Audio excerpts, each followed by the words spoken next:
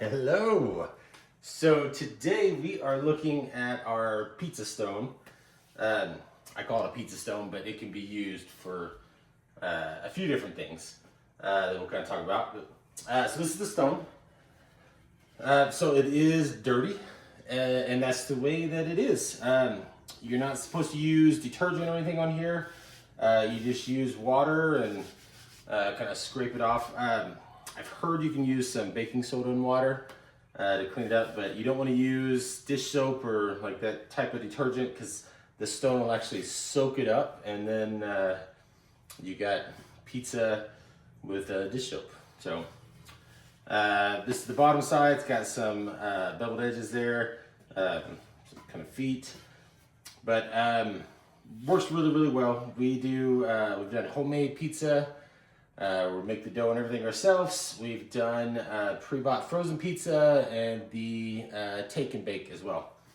All three work really well. It does good. It also comes with a kind of like a little rack here, so you can set it on the stove and just grab it like that. So pretty convenient, or you can just set it directly on the rack. Comes with a couple things. It's got a slicer here, so it has the guard. Take the guard off, and just like a professional pizza maker. When I first got this, I didn't think I'd really use it, but I use it every single time we do pizza now. So really like it. Super cool, awesome little addition there that I never knew I would love. So and then we also got a wood paddle. So this is just to get underneath and transfer it wherever you need to transfer it to.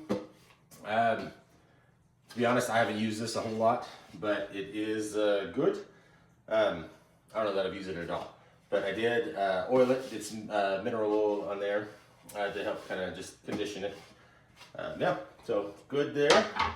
And then last thing, so this can also be made for, or used for kneading dough or cookies, anything like that. So it comes with a little slicer like for the dough. You're just cutting off. So you're gonna make some cookies or something, you can roll it up and cut and go, cut and go. The thing that I've used it for is cinnamon rolls. So some fresh homemade cinnamon rolls.